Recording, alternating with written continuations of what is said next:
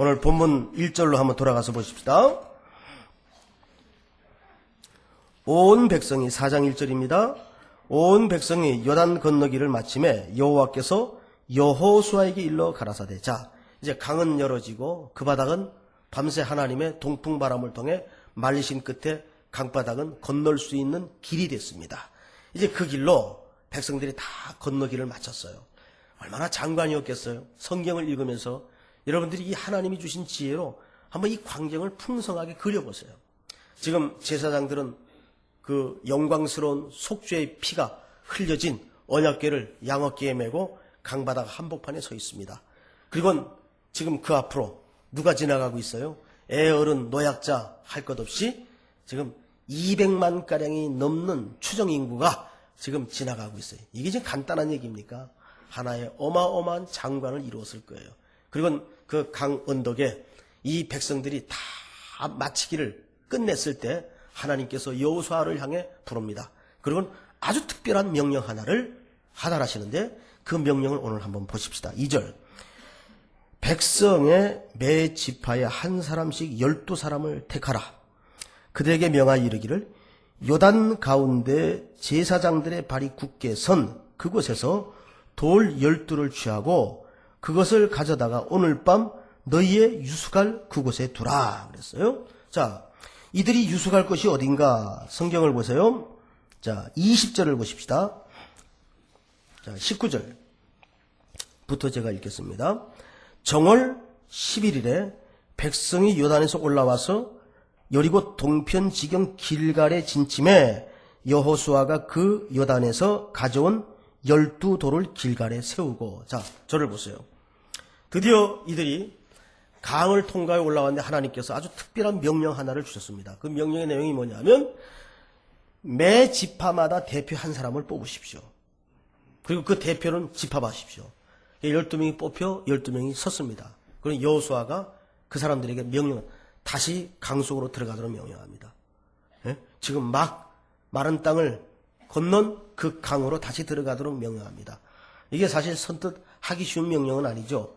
그러면서 그냥 들어가도록 한 게 아니라 너희들이 지금 통과한 그 땅, 그 강바닥에서 기념비로 세울 만한 돌을 하나씩 들고 나와라. 여러분, 기념비로 삼을 만한 돌의 크기는 작은 돌이어서는 안 됩니다. 어느 정도 무게가 나가는 큰 돌일 수밖에 없습니다. 그들이 들어가서 12돌을 가지고 나옵니다. 그리고 주께서 말씀하시기를 여호수아를 통해 이렇게 명령하십니다. 그 12돌을 오늘 밤 너희들이 유숙할 길갈에다가 기념비로 세워라. 이유가 뭘까요? 6절에 이렇게 소개하고 있죠. 6절에 보니까 이것이 너희 중에 표징이 되리라. 후일에 너희 자손이 물어가로되 이 돌들은 무슨 뜻이뇨 하거든. 자, 보세요. 바로 하나님이 이 기념비적인 돌비를 세우도록 한 이유가 여기 있었습니다. 역사는 흐를 것이고 이 하나님이 엄청난 기적의 역사를 체험한 세대들은 다 또다시 역사의 무대 뒤로 사라질 것이다. 그러면 무엇도 잊어집니까? 인간은 별 수 없어요. 이 기적의 체험을 다 잊어버리게 됩니다. 어린아이도 이 체험을 하지만은 그들도 언젠가는 흘러 갈 것입니다. 그러면 이 요단을 건넜던 이 위대한 하나님의 역사를 누가 증언할 것입니까? 그래서 하나님께서 12돌비를 그들이 오늘 유숙하는 첫 야영지에 세우도록 하는데 거기가 길갈입니다. 길갈은 요단강으로부터 한 3.2km 떨어진 거리인데 상당히 되는 거리죠. 여기에다가 12돌비를 세우도록 명령을 합니다. 왜? 후일에 너희 자손들이 이것이 무슨 뜻이냐 묻거든. 다시 말해서 이 하나님의 역사가 잊혀질까 봐 이것을 잊지 않도록 하기 위해서 하나님이 특별한 돌비를 기념하여 세우도록 명령합니다. 저는 여기에 바로 이 히브리 민족의 중요한 역사 인식을 발견할 수가 있습니다. 흔히 하는 말로 우리가 자조적으로도 그런 얘기를 해요. 한국 기독교인들, 특별히 기독교인이라고 꼬집어 말할 것도 없고 한국 백성들은 아주 역사의식이 약하다. 예, 사실입니다. 우리 목회자들의 설교를 들여다봐도 우리 목회자들이 가장 약점이 뭐냐면 설교 속에서 역사 인식이 약하다는 겁니다. 설교를 하는 저도 마찬가지예요. 역사 인식이 약해요. 그 말은 무슨 말인가? 역사라는 것은 역사가들이나 하는 얘기나 또 지식인들이 하는 얘기가 아닙니다. 우리 삶 자체가 사실은 뭡니까? 하나의 역사입니다. 이 하루가 흐르고 한 주간이 되고 한 달이 되어서 결국은 사소한 개인의 삶이 역사를 이룹니다. 근데 우리는 그런 역사 인식을 갖지 못하기 때문에 항상 눈앞의 이익만 붙잡는 아주 표피적인 사고에 젖어 있습니다. 그래서 한국 사람들을 흔히 하는 조롱 섞인 얘기로 냄비근성이라 그러죠. 금방 잘 끓는데 금방 또 식어버려요. 예를 들면 아까 박물관 얘기를 했지만은 사실 저는 지난번에 그 청계천을 복원한다고 그 고가를 철거하고 덮였던 콘크리트를 걷어내는 과정에서 그걸 다 TV에서 비춰줬지 않습니까? 깜짝 놀랐던 것이 거기에는 우리 선조들의 숨결이 담아져 있는 그 고색창연한 다리, 또 거기에 하나하나 글자를 정성스럽게 파서 후손들에게 남기고자 했던 우리 조상들의 귀한 정신들, 이게 한자로 다 거기에 적혀 있더라고요. 그런데 그거를 어느 날 아침 한 정부가 들어서서 그걸 확 덮어버렸어요. 그것도 콘크리트로 싹 깔아갖고 우리 같은 세대는 청계천의 옛 모습을 본 기억이 없으니까 이 동네 이 거리는 원래 이랬나 보다 알았죠. 그런데 느닷없이 돈키호테 같은 시장 하나가 등장을 해서 청계천을 다 까는 바람에 거기에 역사가 묻혀 있다는 것을 우리 젊은이들은 요새야 깨닫지 않습니까? 거기 얼마나 리얼한 역사가 감춰져 있었습니까? 근데 그거를 콘크리트로 다 밀어버렸단 말이에요. 저는 아직 복원된 청계천은 가보지 않았습니다만은 이러한 일들이 역사를 무시하고 역사를 소중히 여기지 않는 일들이 얼마나 많습니까? 저는 우리 목사들서부터 우리 기독교인들은 특별히 자기가 태어나 자란 조국의 역사에 대해서 알아야 된다고 생각을 합니다. 근데 그런 건 아주 우리가 성경의 역사는 막 공부를 하는데 정작 내가 태어나 자란 이 삼천리 반도 금수강산의 역사는 별로 잘 공부하지 않고 모른단 말이죠. 여러분, 지금도 서울 시내, 이 서울이 600년 된 고도입니다. 그러면 600년의 역사의 이끼를 먹어온 도시는 그게 하루아침에 형성된 도시가 아니거든요. 근데 지금 서울을 상징하는 600년의 나이와 역사를 이거다라고 말할 수 있는 건물이 뭐가 남아있습니까? 전부 다 쉽게 헐어버리고 쉽게 옮겨버리고 쉽게 바꾸어버리고 그걸 그대로 보존하고 기록하는 이런 역사 정신이 사실은 많이 부족해요. 그런데 히브리인들이 그 수천 년의 방랑 끝에도 불구하고 나라를 고토에 다시 세울 수 있었던 그 철저한 정신이 뭐냐면 역사인식입니다. 오늘 내 한 말이, 오늘 내가 산 삶의 행동 하나가 우리 후손들에게 어떤 역사의 열매를 먹이고 가져다 줄 것인가를 늘 염두하고 생각하면서 오늘을 산단 말이죠. 역사인식이라는 것은 무슨 거창하고 대단한 게 아니에요. 오늘 내가 산 이 하루의 삶이 후손들에게 결국은 어떤 열매를 먹이다 줄 것인가. 이겁니다. 그래서 그들은 임종 직전에 자손들을 불러 유언 같은 축복 기도를 반드시 해주는데 야곱 같은 경우 요셉을 가리켜 기도할 때 뭐라 그랬어요? 네 아비의 하나님이, 이런 표현을 써요. 이게 뭡니까? 역사인식입니다. 그런 그들이 기록마다 야곱과 이삭과 아브라함의 하나님이 조상들의 하나님을 거명합니다. 그것은 역사인식에서 나오는 표현법들입니다. 적어도 우리 강남교회뿐만 아니라 우리 모든 기독교인들은 적어도 한 교회를 책임진 리더들서부터 이런 역사인식이 있어야 돼요. 오늘 내가 한 이 말 한마디가, 오늘 내가 결정한 이 하나의 결정이 우리 후손들에게 어떤 영향력을 끼치고 어떤 아픔과 즐거움과 열매를 가져다 줄 것인가. 이걸 내다보는 근시안적인 삶의 사고가 아니라 조금은 먼 역사를 생각하는 사고. 이게 역사인식이란 말이죠. 그래서 하나님께서 분명히 세월이 가면 이 하나님의 역사를 체험한 세대들이 다 세상을 떠날 것이고 그러면 전쟁과 이 하나님의 체험의 역사를 잃어버린 세대들이 돌아올 텐데 그들이 그 돌들을 보고 물을 것이다. 그때 뭐라고요? 이 돌들이 무슨 뜻이냐 하거든. 그래서 그 질문이 들어올 때 뭘 얘기하라는 겁니까? 그게 오늘 7절입니다. 7절을 보세요. 그들에게 이르기를 요단물이 여호와의 언약궤 앞에서 끊어졌었나니 곧 언약궤가 요단을 건널 때에 요단물이 끊어졌으므로 이 돌들이 이스라엘 자손에게 영영한 기념이 되리라 하라. 뭘 증언케 하신 겁니까? 하나님이 이 요단을 어떻게 끊으셨는가? 하나님이 이 요단을 우리 조상들로 하여금 어떻게 건네게 하셨는가? 항상 히브리인들은 이런 상징적 교육입니다. 그래서 지금도 그들은 그 조상들이 수천 년 전 광야를 지날 때 초막에 머물렀던 그때를 기억하면서 6월절이 돌아오면 그들은 전부 밖으로 아이들을 데리고 나가서 갑자기 한 주간 동안 텐트 생활에 들어가면서 쓴 나물과 무교병을 먹는 하나의 예식을 거행합니다. 이건 아주 중요한 그들에게 교육이죠. 어느 날 갑자기 아버지가 짐을 싸더니 나가자 그래요. 아버지 어디 가요? 따라와. 그리고 광야에 가서 편안하고 안락한 집을 놔두고 갑자기 텐트를 치더니 오늘부터 여기서 너 반찬 없이 쓴 나물과 양념 들어가지 않는 빵을 먹어야 된다. 왜요 아버지? 아들아 잘 들어라.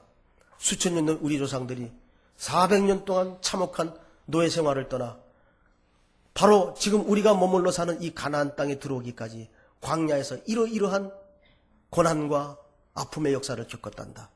우리가 그것을 잊어서는 안 된다. 이것을 오고 오는 후손들에게 계속 가리키고 말하고 또 새기고 못이 박히도록 외워 들리고 했기 때문에 그들이 수천 년이 지난 그 오랜 역사를 겪어냈음에도 불구하고 정체성을 잃어버리지 않고 나라를 재건하는 경이로움을 나타낸 겁니다. 이것이 그 저력이에요. 우리는 지금 불과 6.25 전쟁이 몇 년 전에 있었습니까? 6.25 전쟁이. 저도 그때 피난 내려오면서 아주 혼났어요. 진짜인 줄 알라 또. 제가 요즘 흰머리가 많이 나서 저는 6.25 때 이 땅에 있지도 않았죠. 56년 전 일입니다. 불과. 56년 전이면 휙간 세월이에요. 불과 얼마 전 세월이에요. 근데 여기 우리 아까 1, 2부 때는 뭐 거의 젊은이들이니까 전쟁을 정말 모르는 세대죠. 근데 아마 이 4부 예배 참석하신 분들은 한 절반 정도는 그래도 그 참혹한 전란을 겪은 분들입니다. 공산주의를 몸으로 체득한 분들이에요. 몸으로 체득한 분들. 근데 지금 세대들은 어때요? 아무리 얘기를 해도 부모들이 정말 달랑 보따리 하나 메고 그 포탄을 피해서 남쪽으로 떠밀려 내려왔던 그 추운 겨울밤을 어떻게 알겠어요? 그리고 공포와 전율 속에 포염 소리를 들어가면서 선잠을 자야 됐던 그 겨울을 어떻게 이해하겠어요? 다 잊어버립니다. 그러나 지금 보세요. 6.25 전쟁의 그 의미를 전하고 가리키는 기록물 하나가 사실은 변변히 남아있는 게 없어요. 이걸 자꾸 가리켜야 되는데 우린 역사의 단절을 스스로 겪고 있는 겁니다. 그러니까 최근에 인천에 서 있는 메가더 동상을 사이에 놓고 젊은 세대와 또 그 참혹한 전란을 겪었던 1세대들이 충돌했지 않습니까? 끌어내려라. 그를 그대로 둬야 된다. 뭐 어느 게 옳고 맞냐의 시비보다도 그런 지금 역사의 갭을 우리는 갖고 있어요. 이것을 어떻게 이해해야 될까요? 우리는 긍정적인 역사든 부정적인 역사든 놓고 보존하여 배울 줄 아는 겸손한 마음이 있어야 됩니다. 동독과 서독이 통일을 이루었어요. 근데 지금도 베를린에 가면 그 마르크스에 관한 많은 비문들이 그것도 어엿한 지성의 상아탑 속 대학 안에 버젓이 그대로 있어요. 그래서 서양 관광객들이 들어와서 그걸 보고는 아니 저걸 왜 지금 세상이 바뀐 지가 언젠데 여태까지 두느냐. 그런데요. 동독 사람들은 뭐라 그러는지 아십니까? 부정적인 역사도 우리의 역사입니다. 우리는 그것을 보면서 반성하고 다시는 그 전체를 밟지 않으려고 이것을 그대로 보존합니다. 거기에 비하면 일본은 그런 역사 인식이 약해. 그래서 지금도 독일 사람들은 그 2차 세계대전의 희생자들에게 매년 진심으로 그들을 후원하고 사죄하고 하는 것을 정부 차원에서 끊이지 않지 않습니까? 근데 일본은 뭐라 그래요? 그거 뭐 언제까지 매년 할 거냐? 한 번 하면 됐지. 이게 역사 인식이 부족한 민족이기 때문에 이런 소리를 하는 겁니다. 그 사죄는 한 번 하고 끝날 사죄가 안 됩니다. 한 민족을 전체로 가슴에 깊은 시퍼런 멍을 들게 한 역사의 그 살인인데, 그리고 거기서 겪었던 우리 어머니들의, 우리 누이들의 아픔을 뭘로 보상을 할 겁니까? 근데 한 번 하면 됐지. 돈 줬잖아. 이런 식으로 논리를 들이대기 때문에 열불이 나는 거예요. 자, 이제 이렇게 설교가 세면 안 되죠. 지금 어떤 부정적인 역사든 긍정적인 역사든 우리는 우리의 후손들에게 이 백성들이 뭘 가리키려고 했습니까? 하나님의 일하심을. 여러분들은 어떤 유산을 지금 준비하고 있습니까? 정말 여러분들의 자손이, 우리의 자손들이, 우리의 자녀들이, 아들, 딸들이 내 사는 삶의 모습을 보면서 우리 아버지가 섬기는 그 하나님이면, 우리 어머님이 힘들고 외롭고 절박할 때 매달렸던 그 하나님이면 내가 평생 그 유산을 내가 이어야 되겠다.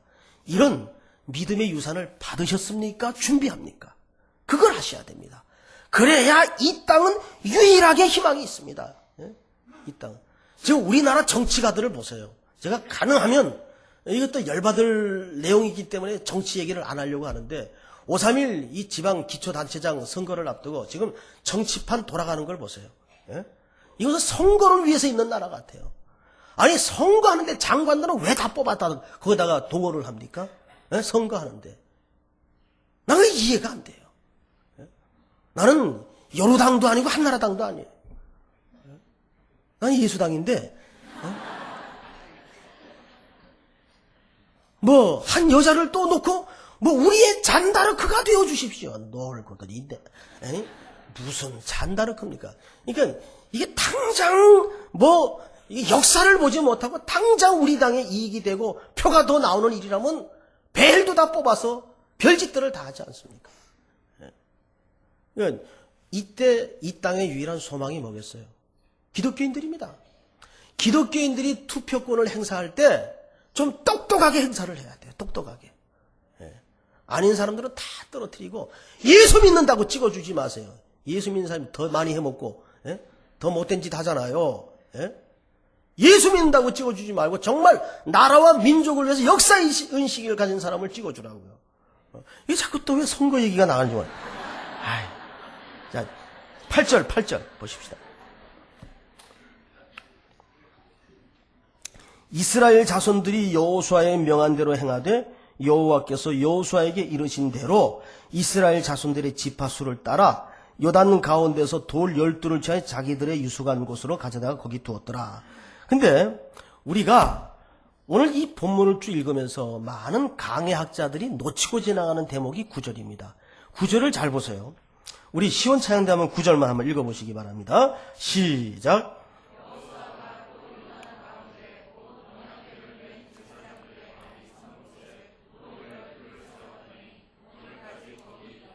자, 이 재밌는 기록이 하나 남겨져 있죠? 보세요. 우리는 얼핏 돌 12를 강바닥에 주워다가 기념비를 세우기 위해서 그것을 길갈에다 세운 것으로만 이해를 하는데 뜻밖에도 하나님이 명하지 않는 일을 여호수아가 자청해서 합니다. 그 일이 뭐냐면 강바닥에다가도 뭐예요? 12돌을 세우도록 합니다. 그러면 결국은 돌 12리가 몇 군데 있다는 얘기입니까 지금? 2군데 있다는 얘기예요. 성경을 잘 보세요. 9절. 여호수아가 또 요단 가운데 곧 언약궤를 맨 제사장들의 발이 선 곳에 돌 12를 세웠더니 이 12는 결국 나중에 어떻게 됩니까? 물속에 묻혀버리죠? 강바닥에 묻혀버립니다. 그런데 거기다가 돌 12를 세우도록 합니다. 그리고 그것이 어떻게 해요? 오늘까지 거기 있더라. 이거는 이 의미의 영원성을 얘기합니다. 이게 무슨 얘기일까? 왜 복사판 같은 두 개의 돌비가 양쪽에 세워지도록 하셨을까? 자, 보세요. 여호수아는 히브리 이름으로 예수입니다. 예수. 이것이 누구의 그림자예요? 오실 그리스도의 그림자가 여호수아입니다. 히브리 말로는 여호수아, 헬라식 발음으로는 예수스. 저가 자기 백성들의 죄를 저희 죄악 가운데서 구원할 자. 이게 뭐예요? 예수란 말이죠. 그 그림을 맡은 자가, 상징을 맡은 자가 누구예요? 구약에서는 호세아로도 등장을 하고 또는 여호수아로도 등장을 합니다. 자, 그런데 이 여호수아가 백성들이 12돌을 길갈에 가져다가 길갈에 세워놓게 하고는 자기가 명령을 하는데 또 요단 가운데 곧 언약궤를 맨 제사장들의 발이 선 곳에. 자, 이 언약궤는 뭘 상징했어요? 어린 양의 피 흘려 죽으신 속죄의 물건이에요. 이 언약궤는 우리의 죄를 고발하는 내용이 그 안에 들어가 있어서 항상 그 위는 시은자가 되어 어린 양의 피가 부어지는 곳, 어린 양의 죽음을 상징하는 곳이 이 언약궤입니다. 가장 중요한 사인입니다. 그런데 그것이 선 그곳에다가 뭐를 심어요? 돌 12를. 이 돌 12은 한 지파마다 대표를 상징하는데 12지파를 상징합니다.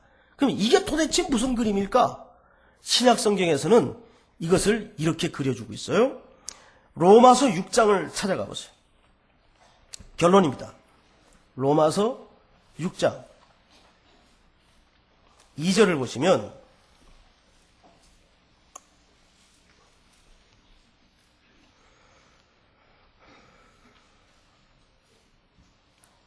자, 펴셨으면 제가 좀 읽겠습니다. 2절. 그럴 수 없느니라. 죄에 대하여 죽은 우리가 어찌 그 가운데 더 살리요? 무릇 그리스도 예수와 합하여 세례를 받은 우리는. 자, 저를 보세요. 세례를 받는다는 것은 뭡니까? 물속에 잠긴다는 뜻입니다. 물속에 잠긴다는 뜻은 죽는다는 뜻입니다. 뭐에 대해서? 옛 삶과 옛 사람에 대해서 죽는다는 뜻입니다. 자, 그런데 3절에 보니까 무릇 그리스도 예수와 합하여 세례를 받은 우리는 어떤 사건을 상징합니까? 바로 언약궤가 제사장들의 어깨에 둘러매어져 요단 강바닥을 굳게 밟고 딛고 서 있던 그 자리에 뭐가 심어져요 지금? 돌 12돌이 묻혀집니다. 여호수아에 의해서. 예? 자, 그게 뭐예요?